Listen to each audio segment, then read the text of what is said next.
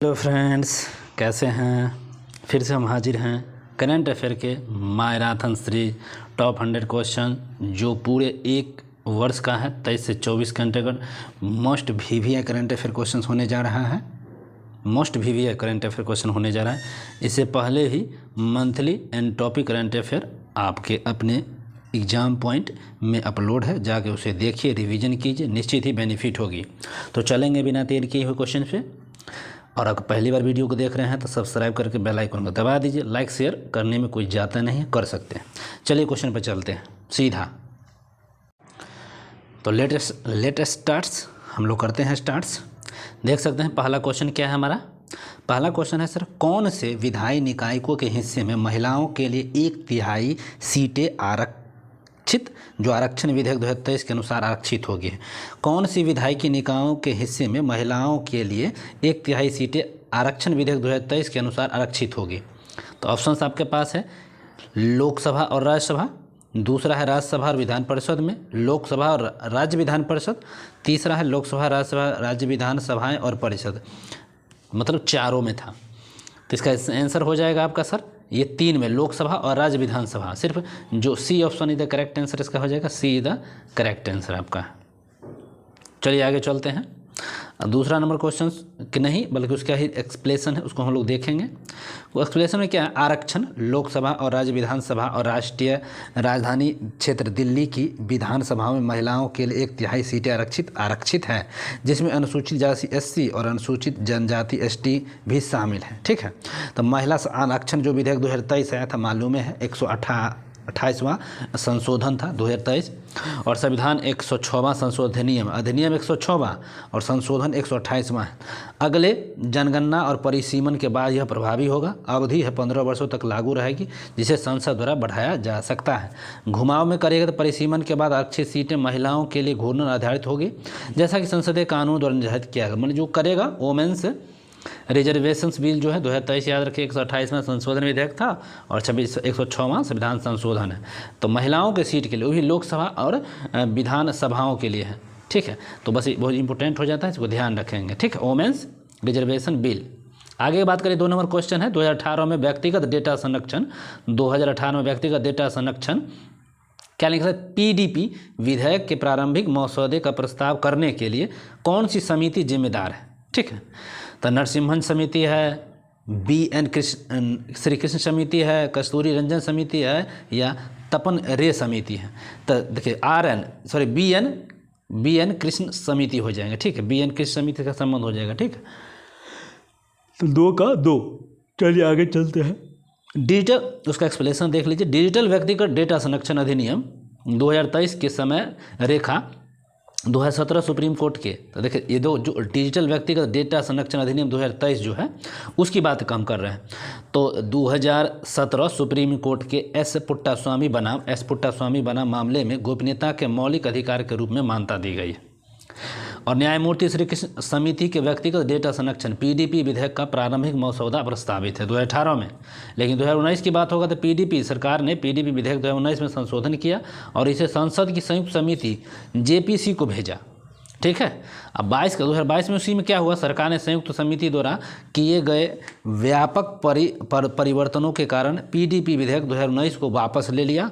और साथ में उसी साल इलेक्ट्रॉनिक्स और सूचना प्रौद्योगिकी मंत्रालय जो मेरिटवाई ने सार्वजनिक परामर्श के लिए DPDP विधेयक 2022 जारी किया था। ठीक है, इसी के लिए तो इतना उसके लिए डिजिटल व्यक्तिगत डेटा संरक्षण अधिनियम 2023 याद रखिएगा। ठीक है, और इसका जो समिति थी साथ KS पुट्टास्वामी बनाम भारत संघ था। इसके संबंध से पुट्टास्वामी याद रखना है। आगे चलिए, आगे हो जाएगा भारत का पहला विधि आयोग। सर भारत का पहला जो है विधि आयोग कब स्थापित किया गया और इसकी अध्यक्षता किसने करेगा। तो पहला विधि आयोग देख लीजिए 1834 मैकाले, 1955 MC शीतलवार, 1947 BN राव या 1985 KK मैथ्यू। तो इसका करेक्ट आंसर 30 का हो जाएगा, जो पहला विधि 1834 मैकाले। अब इसके बाद एक्सप्लेनेशन हम लोग थोड़ा सा देख लेते हैं, क्या कर लेते हैं, एक्सप्लेनेशन क्या है, डिफरेंसेस वगैरह। 1934 पहला विधि आयोग, पहला विधि 1934 जिसकी अध्यक्षता थॉमस बाबिंगटन मैकाले ने किया था। पूरा नाम देखिए, थॉमस बाबिंगटन मैकाले ने किया था। भारतीय दंड संहिता IPC का मसौदा किसने तैयार किया था, यही आईपीसी का मसौदा किसने तैयार यही किया। 1960 के भारतीय दंड संहिता आईपीसी प्रभावी हुआ है, ये भी सही है। 2023 नए कानूनी संहिताओं की प्रस्तुति को जो पुरानी संहिताओं को बदलने के लिए था, ये भी ठीक है। भारतीय न्याय संहिता 2023 भारतीय दंड संहिता आईपीसी 2018 बदलने के लिए था। और भारतीय नागरिक सुरक्षा अधिनियम 2023 आपराधिक प्रक्रिया संहिता सीआरपीसी 1973 बदलने के लिए, ये भी सही है।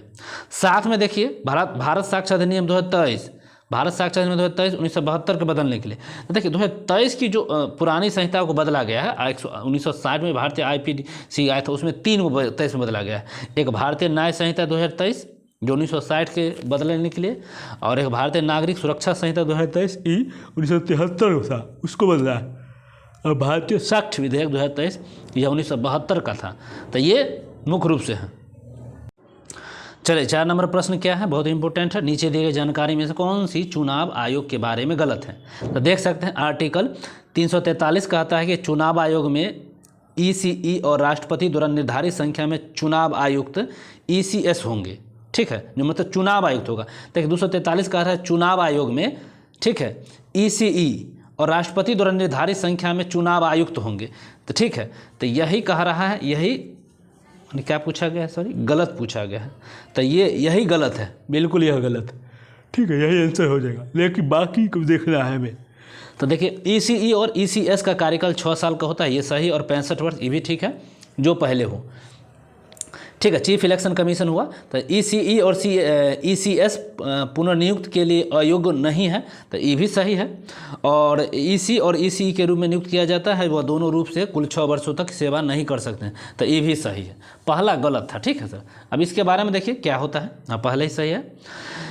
अब इसके बारे में देखिए आर्टिकल 324 आर्टिकल 343 कहता है कि 324 9 की 343 कहता है, आर्टिकल 324 9 की 343 कहता है कि चुनाव आयोग में मुख्य चुनाव आयुक्त, EC election chief election commission और राष्ट्रपति द्वारा निर्धारित संख्या में चुनाव आयुक्त ईसीएस होंगे, ठीक है, चुनाव आयुक्त होंगे। तो संदर्भ की बात करिएगा इलेक्शन कमीशन के भारत निर्वाचन आयोग, संदर्भ में देखिए मुख्य चुनाव आयुक्त और अन्य चुनाव आयुक्तों की नियुक्ति सेवा शर्तें कार्यकाल अधिनियम 2023 में के शीतकालीन सत्र के दौरान भारत संसद द्वारा पास किया गया है।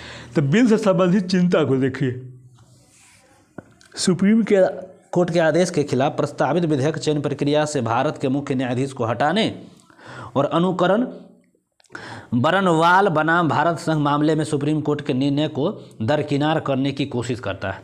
सुप्रीम कोर्ट की सिफारिश की बात करेगा तो प्रधानमंत्री भारत के मुख्य न्यायाधीश और विपक्षी दल के नेता समिति के द्वारा नियुक्त होते हैं, ये भी ठीक है। बिल पर प्रावधान की बात करेगा तो प्रधानमंत्री, केंद्रीय मंत्री, विपक्ष के नेता भी समिति के द्वारा नियुक्त किए जा सकते हैं, तो ये सब सही है। चलिए सुप्रीम कोर्ट ने चंडीगढ़ में मेयर चुनाव रद्द किया है, इसको संबंधित सुप्रीम कोर्ट ने क्या कहा, चंडीगढ़ में मेयर चुनाव को रद्द कर दिया है। घटना क्या है, तो सुप्रीम कोर्ट ने चंडीगढ़ नगर निगम चुनाव परिणामों को अमान्य कर दिया है। कारण चुनावी कदाचार की पहचान की गई है और जिनमें 8 मतपत्रों को जानबूझकर खराब शामिल किया गया है। परिणाम क्या है, आम आदमी पार्टी कांग्रेस गठन के उम्मीदवार कुलदीप कुमार को नया मेयर नियुक्त किया गया, ये भी ठीक है। आर्टिकल लागू नहीं किया गया, भारतीय संविधान के आर्टिकल 142 को पूरा न्यायिक सुनिश्चित करने के लिए लागू किया गया है। क्रियावाली कर सकते हैं, गलत आचरण के लिए रिटर्निंग ऑफिसर के खिलाफ आपराधिक अभियान का आदेश दिया गया है। चलिए यही है वो। आगे की बात करेंगे 5 नंबर प्रश्न को देख सकते हैं, लखपति दीदी के बारे में लिमिट कथन। लखपति दीदी जो है ममता बनर्जी, उनके बारे में सही बताया गया है। क्या तो सही क्या बताया गया उसको देखिए, ठीक है, एक सेकंड। तो पहला क्या है सर, उनका उद्देश्य महिलाओं को गाँव में माइक्रो उद्यम, ठीक है सर, माइक्रो उद्यम प्रोत्साहित करना है। दूसरा क्या है, ग्रामीण विकास मंत्रालय द्वारा लागू किया गया था। तब बताइए क्या सही हो जाए, तो केवल एक है। देखिए सर हमारे से दोनों सही है, 1 और 2 दोनों सही हो जाएगा, ठीक है। हाँ तो सी द करेक्ट आंसर लखपति दीदी, ठीक है, गाँव में उद्देश्य है और ग्रामीण मंत्रालय द्वारा चालू किया गया, ठीक। आगे सकते हैं, सही आंसर लखपति दीदी पहल घोषणा कब हुआ था, प्रधानमंत्री के द्वारा 15 अगस्त 2023 को। उद्देश्य क्या है, महिलाओं को गांव में माइक्रो उद्यम शुरू करने की प्रोत्साहित करना। प्रशिक्षित लक्ष्य क्या है, स्वयं सहायता समूह HSDS में 2 करोड़ महिलाओं को प्रशिक्षण देना ताकि वे प्रत्येक घर पर कम से कम 1 लाख रुपये प्रति वर्ष कमा सके। और अगला हो जाएगा कौशल प्रशिक्षण प्लम्बिंग, LED बल्ब बनाना, ड्रोन संचालन और मरम्मत, सिलाई और बुनाई, ये सब ठीक है। प्रशिक्षण के बाद इन कौशलों का उपयोग कर आय के अवसर को प्रदान करना, इहो ठीक है। तो अगला हो जाएगा आपका कार्यान्वयन। ग्रामीण विकास मंत्रालय द्वारा DNRLM के तहत प्रतिबंधित जो स्थिर आय के विभिन्न आजीविका गतिविधियों को प्रोत्साहन करना, ठीक है। तो ये था आपका 5 का, ठीक है, डिस्प्लेस। आगे चलते हैं 6 नंबर प्रश्नों पर। निम्नलिखित में से कौन सा कथन सही है, ठीक है, निम्नलिखित में से कौन सा कथन सर सही है। तो सही कौन सा कथन देखिए, ऑल इंडिया पहले नवरत्न था अब महारत्न हो गया, ठीक है। तो एकदम सही है सर, ऑल इंडिया नवरत्न था महारत्न हो गया। ONGC विदेश पहले मिनी रत्न था अब नवरत्न हो गया, ये भी सही। हिंदुस्तान एरोनॉटिक्स लिमिटेड हाल ने महारत्न का दर्जा प्राप्त किया है, जिससे यह मान्यता प्राप्त होता है कि 14वां CPSC बन गया है, तो ये भी सही है। तो सभी सही हो जाएगा।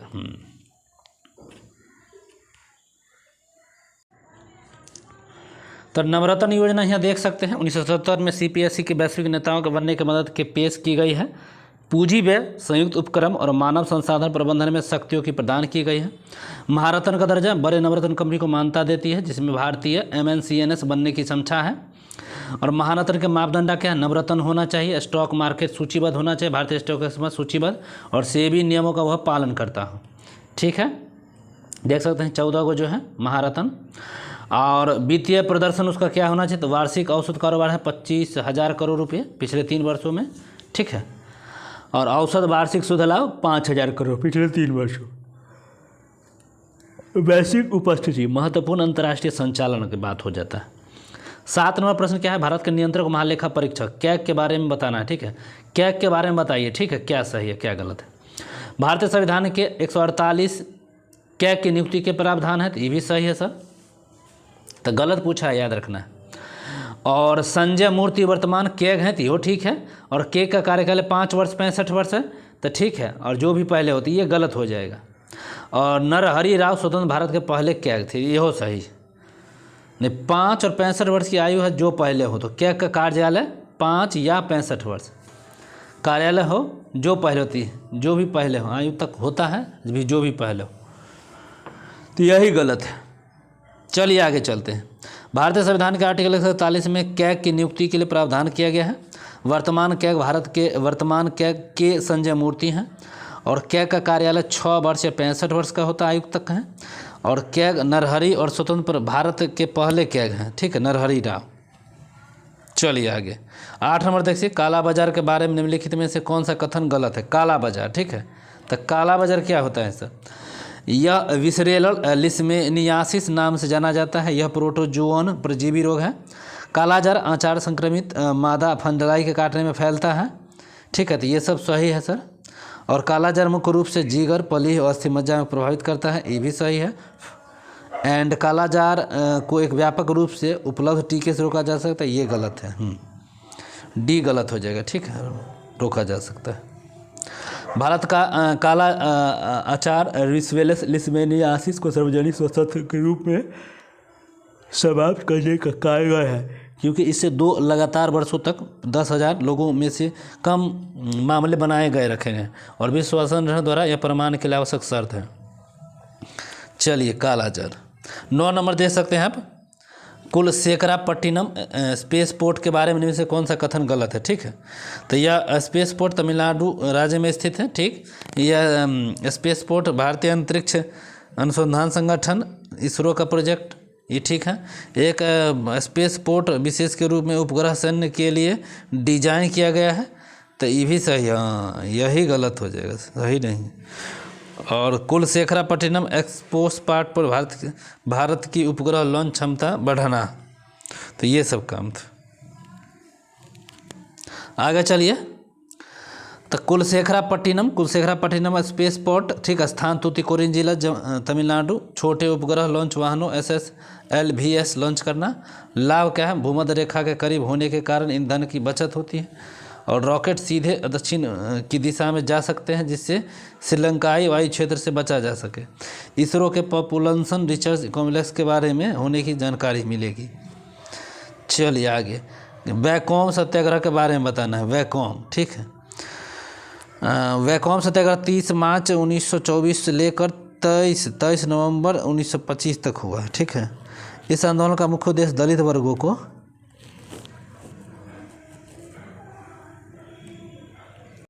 तो इस आंदोलन का उद्देश्य दलितों को वैकोम महादेव मंदिर के आसपास की सड़कों तक पहुंच के अधिकार प्राप्त करना था। तीसरा है वैकोम सत्याग्रह जातिवाद के खिलाफ एक हिंसक विरोध था और यह आंदोलन भारत के केरल राज्य में शुरू हुआ।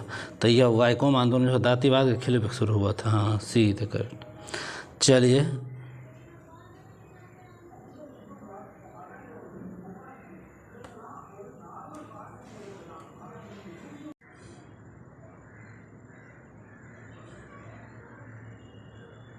आइए। तो ये वैकोम सत्याग्रह था, C is the correct answer. Vaikom Satyagraha अहिंसक आंदोलन, अस्पृश्यता और जातिवाद के खिलाफ था। महत्व यह भारत भर में मंदिर प्रवेश आंदोलन की शुरुआत का प्रतीक था। केंद्रीय बिंदु केरल का वैकोम नगर जो एक श्रवणा कोट सियाल का हिस्सा है। कुल 30 मार्च 1924 से 23 मार्च 1925 तक 606 दिनों तक का चला था। ठीक है, कालावधि। 1873 सत्यशोधक समाज। ठीक है। और नेता ज्योतिबा फूले आंदोलन सत्यशोधक हिरण निम्न जाति और फिर जाति विधवा का मुक्ति ब्राह्मणों भद्रों के खिलाफ जस्टिस पार्टी ऑफ आंदोलन 1916। ठीक है। तो डॉक्टर TM नायर भी त्यागराज जैसी CNA मुकदमा चलाएगा। ठीक है। जिन नीति और अस्पृश्यता विधाओं के मुक्ति ब्राह्मण निक प्रमुख के कारण। ठीक है। जस्टिस पार्टी जो हो जाएगा तो TM नायर, P त्यागराज, जेती और CN मुदलियार। सरकार शिक्षा और राजनीतियों में ब्राह्मणों के नियंत्रण के खिलाफ और दलित वर्गों के उत्थान। दलित वर्गों के देख सकते हैं वैकोम सत्याग्रह 30 मार्च 1924 वैकोम सत्याग्रह है। आंदोलन की बात यहाँ करेगा तो यहाँ कुछ आंदोलनकारी हैं। सत्यशोधक ज्योतिबा फूले हैं और जस्टिस पार्टी राज्य शिक्षा से दलित वर्ग हैं। BR अम्बेडकर जी हैं। स्वाभिमान आंदोलन एम रामास्वामी आयकर जिसको पैरियर बोलते हैं। 11 नंबर क्वेश्चन को देख सकते हैं। तो सोमपेन जनजाति कहाँ निवास करती है? तो अंडमान निकोबार में सोमपेन जनजाति निवास करती है। ग्रेट निकोबार यही है सोमपेन जनजाति। आगे चलेंगे तो पहली बार सोमपेन जनजाति के 7 सदस्यों जो ग्रेट निकोबार द्वीप पर रहने वाली एक विशेष पुरुष संवेदनशील जनजाति समूह है। और ये अंडमान निकोबार के 5 TVGD अंडमान द्वीप समूह में निवास करते हैं। और ग्रेट अंडमानी, जरवा, आर्गे और सोमपेन और नॉर्थ सेंटिलाइज। ठीक है। आगे चलिए। तो 23-24 मानव विकास रिपोर्ट के अनुसार भारत में घड़ी आय मूल्य, भारत का HDI मूल्य और बैंकिंग जो वैश्विक रैंक है वो कितना है? 140 है, 134 है, 300 है, 150 है। तो सर देख लीजिए 134। चलिए अगला क्वेश्चन मानव विकास नहीं, अगला एक्सप्लेनेशन है। मानव विकास HDI 2022 प्रमुख विशेषता विश्व रैंक स्विट्जरलैंड नॉर्वे है। चलिए इसमें आगे नहीं करेंगे। शेष तुलना भारत से बहुत आगे सब देश है। आगे हो जाएगा 2022 में भारत कलिंग असमानता पुरस्कार CGI रैंक क्या थी? तो 162, 94, 108, 115। तो ये 108 हो जाएगा। ठीक है, 108। 23 नंबर देख सकते हैं। GI 2023 UPI द्वारा उनके मानव विकास रिपोर्ट 2023 में जारी किया गया था। भारत की रैंकिंग जो थी 127 में से 108वीं रैंकिंग थी। ठीक है। चलिए अगर 2021 में 21 देशों में 122वीं रैंक थी, यह सब ठीक है। चलिए कुछ ज़्यादा ही एक्सप्रेशन दे दिया है। विश्व आर्थिक मंच WWF के वैश्विक लिंग असमानता सूचकांक में कौन सा स्थान है? तो 129वां स्थान हो जाएगा। ठीक है। आगे चलिए 15वां देखिए वैश्विक रैंकिंग 2026-29 बैठक आ रही है। उसके बाद धार्मिक, उसके बाद क्षेत्रीय और दक्षिणी भारत में 5वें स्थान पर बांग्लादेश, नेपाल, श्रीलंका और भूटान के बाद पाकिस्तान श्रेय रैंकिंग में सबसे निचले स्थान पर है। ठीक है। 19 विश्व आर्थिक मंच WWEF के अनुसार 2023 ऊर्जा संक्रमण सूचकांक ETI की भारत की रैंक क्या है? 57, 63, 67, 72। 63 हो जाएगा। ठीक है, 63। आगे चलिए। स्वीडन ने ग्लोबल एनर्जी ट्रांसमिशन इंडेक्स 2024 में शीर्ष स्थान हासिल किया है। यह सूचकांक 120 देशों को उनके प्रणाली प्रदर्शन और ऊर्जा संक्रमण के लिए तैयार कर आंका जाता है। भारत की रैंक, भारत ने अपनी रैंक 2024 में सुधारे हुए 63वें स्थान पर पहुंच गया है। 2023 में 67वीं। प्रभावी ऊर्जा संक्रमण को बढ़ावा देने के लिए विधिक आयनिक मंच द्वारा प्रकाशित किया जाएगा। विश्व भूख सूचकांक जो है ग्लोबल हंगर इंडेक्स 2023 में क्या स्थान है, तो 105वां स्थान है हंगर में। आगे चल सकते हैं। यूएस आधारित international food policy research institute free और जर्मनी आधारित कुल व्यय हल्के में लिया जाता है। 17 अक्टूबर को क्या है 24 सीधे। चलिए आगे, संकेतक जीआईटी के बारे में नहीं देखना है विशेष, आगे आ जाइए। अर्थशास्त्र और शांति संस्थान द्वारा जारी वैश्विक सूचकांक 2024 में कौन सा स्थान है, तो सीट है आइसलैंड है, आइसलैंड। आगे चल सकते हैं। आइसलैंड की वैश्विक शांति सुरक्षा में शीर्ष रहा है। वैश्विक शांति सुरक्षा 163 देशों की उनकी शक्ति के स्तर पर की जाती है। भारत का रैंक क्या है 2023 में जो था 126वीं था, 11वीं स्थान उन्होंने। अगला सतत विकास समाधान नेटवर्क SSDN द्वारा जारी विश्व खुशहाली रिपोर्ट, तो ये आपका 126 हो जाएगा, 126 खुशहाली रिपोर्ट है। अगला बात करिएगा तो स्थिर रैंक मरम्मत में विश्व खुशहाली रिपोर्ट 2024 में अपना आया 126वां स्थान बरकरार है। ठीक है। अगला बताइएगा इधर,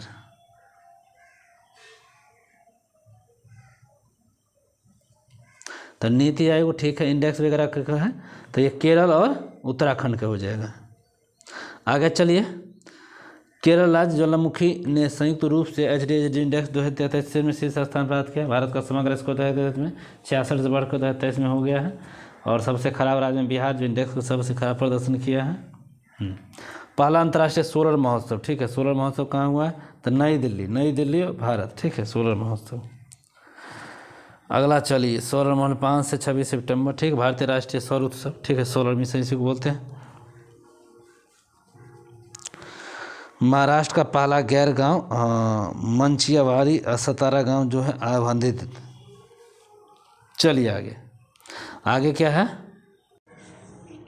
तो देखिए अगला प्रश्न 2023 का इंदिरा गांधी शांति पुरस्कार शांति निःशस्त्रीकरण विकास के लिए किसे प्रदान किया गया, तो सीधा प्रश्न का सीधा अली बाबू अवाद और डैनियल बोरेनबोइम, ठीक है, तो अली बाबू अवाद। चलिए आगे। यह पुरस्कार 1986 में इंदिरा गांधी मेमोरियल ट्रस्ट द्वारा स्थापित किया गया था। बाबू अली अहमद एक फिलिस्तीनी शांति कार्यकर्ता है और डैनियल बोरेनबोइम एक अंतर्राष्ट्रीय जनित पियानो वादक है। 2023 में इंदिरा गांधी पुरस्कार संयुक्त रूप से इजराइल फलस्तीन संघर्ष में शांतिपूर्ण समाधान को बढ़ावा देने के लिए प्रयासों का बल दिया। आगे चलिएगा, तो किस राज्य की सरकार ने बाल विवाह को निपटने के लिए चुनाव मुआवजा योजना, क्या है, चुनाव मुआवजा योजना चालू किया है, तो कौन सा चालू किया है सर, तो असम मुआवजा योजना। अंडमान योजना जाने का था नियत महीना योजना असम सरकार द्वारा किया गया, नियत महीना असम सरकार द्वारा, ठीक है। कौन सा राज्य यूनिफाइड पेंशन स्कीम को मंजूरी देने वाला पहला राज्य बन गया है, तो महाराष्ट्र बन गया इकलौता राज्य। आगे चलिए, सर्व अखिल भारतीय पेंशन योजना के तहत UPSC की घोषणा सरकार महाराष्ट्र से पहले किया है, ठीक है। प्रभावी 1 अप्रैल 2025 से होगा। लेकिन संख्या बजट 2024 पश्चिम मुद्रा योजना के तहत कौन सी ऋण प्रणाली श्रेणी में गई है, तो ये आपको होगा तरुण प्लस में।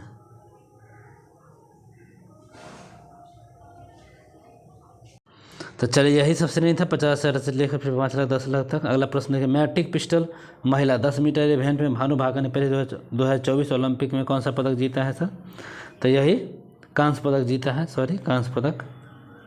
आगे चलिए, पुरुष पदक 6 है, 1+5 हो जाए। विजेता मानु भाकर जो है कांस्य जीती है 10 मीटर एयर में, हाँ। और स्वप्निल भूसाल है, ये भी जो होता है कांस्य कुश्ती में जीती है। और नीरज चोपड़ा है जो है शूटिंग भाला फेंक में। और रमन सहवारत है कांस्य 75 किलोग्राम मूर्ति हो। चलिए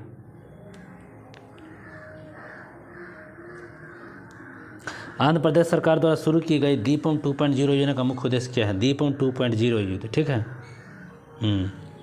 तो क्या है, तो आर्थिक रूप से कमजोर और महिला नागरिकों को मुफ्त रसोई गैस सिलेंडर का प्रदान करना, तो यही सब कारण है। अगला है दीपक 2.0 का मुख्य उद्देश्य आंध्र प्रदेश के आइनिक रूप से इनकोर मीडिएटर प्रदान करना। प्रत्येक वर्ष 3 मुफ्त गैस सिलेंडर प्रदान किए जाते हैं। इसकी योजना का किस मंजूरी करना पड़ा, महिलाओं के लिए जीवन स्तर को सुधारना पड़ा। अगला चलिए, पहला एशियाई विकास बैंक, ठीक है, तो कौन है, तो ये नई दिल्ली बनी है। चलिए नई दिल्ली।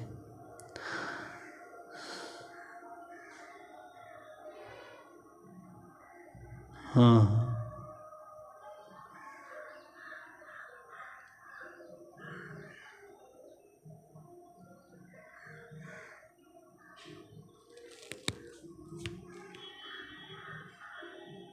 मिल गया। ये सब डिटेल्स था यूनेस्को का।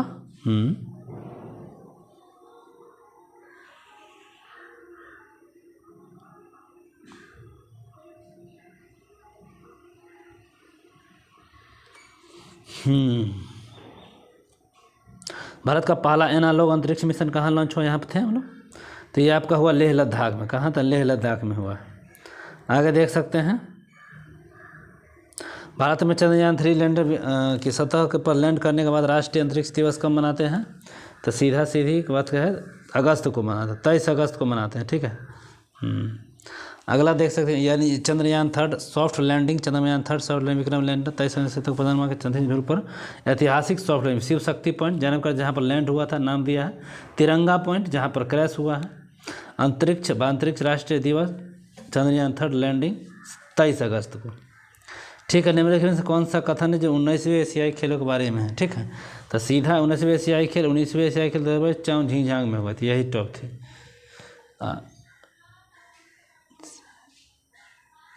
तो मेजबान नगर के बाद यहाँ देख ही रही है एशियाई खेल। ठीक है। तो इसका सी आंसर हो जाएगा। ठीक है, सी। तो क्वेश्चन पूरा था, एशियाई खेल भारत को उतने पदक जीता 107। धात्विक और चिराग ने 2024 खेलों में क्या उपलब्धि हासिल की है सर? सात्विक चिराग और चिराग शेट्टी। तो ए बैडमिंटन और स्वर्ण। ठीक है। चलिए आगे आइए। ऐतिहासिक उपलब्धि साहित्यकार रेड्डी रेड्डी चिराग शेट्टी के एशियाई खेलों में बैडमिंटन में भारत का पहला स्वर्ण पदक जीतकर इतिहास हंस दिया है। सीधे क्वेश्चन पर हम लोग चलेंगे, हम नहीं देखेंगे विशेष। विश्व एथलेटिक्स चैंपियनशिप में भारत का पहला पदक किसने जीता है? तो ये आपका है जंजू अभी, और महिला लॉन्ग जंप ने जीता है। ठीक है। तो भारत का टेट्रोलियल चैंपियनशिप 1983 में भारत टेट्रोलियल विश्व चैंपियनशिप में भाग लिया, और पहला अंजू बेबी जॉन 2003 में पेरिस ओलंपिक महिला कूद में पदक जीता। ठीक है। पहली बार खेलो इंडिया पैरा गेम्स कहाँ जीत हुआ है? तो ये भी हुआ है आपका सर नई दिल्ली में। चलिए आगे चलते हैं। पहले खेलो इंडिया पैरा गेम्स 2027 के आधिकारिक शुभारंभ का नाम क्या है? तो उज्ज्वल। मुंबई, बेंगलोर, चेन्नई। ठीक है। यहाँ क्वेश्चन था पहला खो खो विश्व कप कहाँ होगा? खो खो विश्व कप तो सर नई दिल्ली में होगा। ठीक, खो खो विश्व कप नई दिल्ली में। ठीक है। आगे आइए।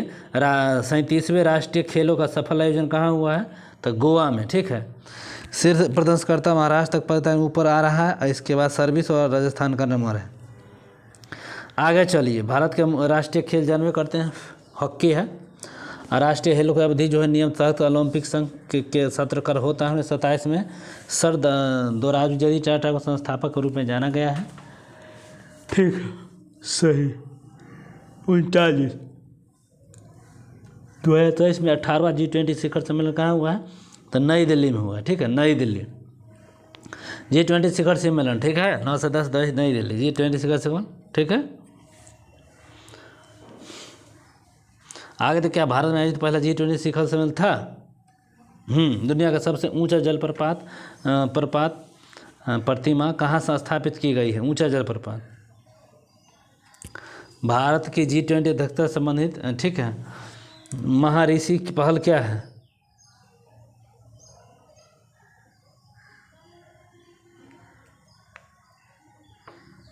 चलिए, तो पहला अंतर्राष्ट्रीय मेटल है, मेटल अनुसंधान यहाँ पर आ रहा है, तो इसका आंसर हो जाएगा सीधा सीधे B.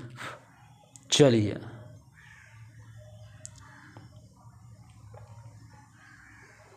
UNESCO creative city network के बारे में देखिए कौन सा बयान सही है? तो ग्वालियर को संगीत शहर, ये तो ठीक तो लग रहा है। कोझिकोड को साहित्यिक शहर, ये भी सही है। दोनों सही हो जाएगा। ठीक है, दोनों सही था। ग्वालियर संगीत शहर है। ठीक है। ग्वालियर संगीत शहर, कोझिकोड साहित्य का शहर, फिल्म शहर मुंबई है, संगीत का शहर सीधे पूछेगा तो चेन्नई, शाख शस्त्र का शहर हैदराबाद है, वाराणसी संगीत का शहर है, जयपुर कला और लोक कला शहर हो जाएगा, और कला और लोक कला शहर, कला और लोक कला शहर जो है ये आपका श्रीनगर जयपुर दोनों। चलिए आगे चलेंगे। तो भारत के वित्त आयोग के बारे में निम्नलिखित से कौन सा कथन गलत है, ठीक है। तो कौन सा कथन गलत है, सीधा सीधी गलत देखिए, अनपढ़िया 15वीं ये गलत हो जाएगा, ठीक। भारत के वित्त आयोग की स्थापना भारत संविधान के 280, ठीक है। वित्त आयोग का मुख्य भूमि केंद्र सरकार राज्य बंटवारा भी सही है। वित्त आयोग के हर 5 पुनर्गठन ये भी सही है। चलिए सब सही है। विकास प्रकार का हेपेटाइटिस है जिसके लिए कोई वैक्सीन उपलब्ध नहीं है, तो ये कौन सा हो जाएगा, तो सर सी, ठीक है, सी। चलिए आ गया ये क्वेश्चन पर। भारत का सर्वोच्च नागरिक के बारे में लिखने से कौन सा कथन है, ठीक है। तो सही है सर, उपयुक्त सभी। देखिए सर्वोच्च न्यायालय भारत के संविधान के अनुच्छेद 134 को स्थापित किया गया। 18 जनवरी 50 सर्वोच्च न्यायालय भारत के संविधान के तहत अस्तित्व में आया, और उपयुक्त में से सभी। भारत का नया सर्वोच्च न्यायालय नीले रंग का है, इसमें से अशोक चक्र, सर्वोच्च न्यायालय प्रताप भवन और सर्वोच्च न्यायालय की तस्वीर है। सर्वोच्च न्यायालय का धर्मस्तो धर्म धर्म धर्म। जनवरी 2024 तक के ब्रिक्स का नया सदस्य कौन बना है,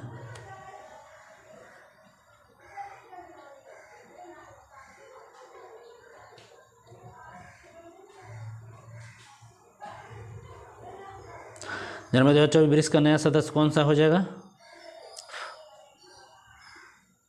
तो देखिए इसका हो जाएगा अर्जेंटीना। आगे देखिए 2023 में 15वें ब्रिक्स शिखर सम्मेलन का आयोजन किस देश में हुआ है, तो किस देश में ब्रिक्स देख रहे हैं, ब्रिक्स का होगा है आपका दक्षिण अफ्रीका में, ठीक है। ब्रिक्स में ब्राज़ील, रूस, भारत, चीन, दक्षिण अफ्रीका और ये 5 देश हैं, ठीक है। चलिए इसका मुख्यालय भी शंघाई चीन है, जिसको एनडी भी बोलते हैं। नए सदस्य वापस हो गए, वो मिस्र, ईरान, सऊदी अरब, यूएई, ठीक है। यूनिटी 2024 में क्या है, तो यूनिटी क्या है, तो भारत के पूर्वोत्तर राज्य में औद्योगिक विकास और रोजगार सृजन को बढ़ावा देता है, ये भी ठीक है। जन विश्वास प्रावधान अधिनियम 2023 का प्रमुख उद्देश्य क्या है, तो इसका प्रमुख जन विश्वास का प्रमुख उद्देश्य है सर कानून, केंद्रीय कानून के कुछ प्रावधानों के आपराधिक दर्जा हटा देना, यह हो जाएगा।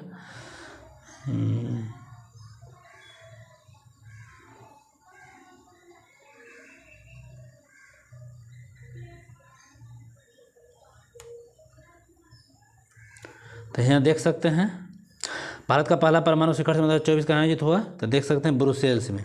तो आज के लिए बस 50 ही क्वेश्चन है, आने वाले दूसरे पार्ट में हम लोग देखेंगे बाकी प्रश्नों को। वीडियो कैसा लगा कमेंट करके बताइए, शेयर कर दीजिए, लाइक कर दीजिए। कोई सजेशन तो आप लिख सकते हैं। Bye bye, take care.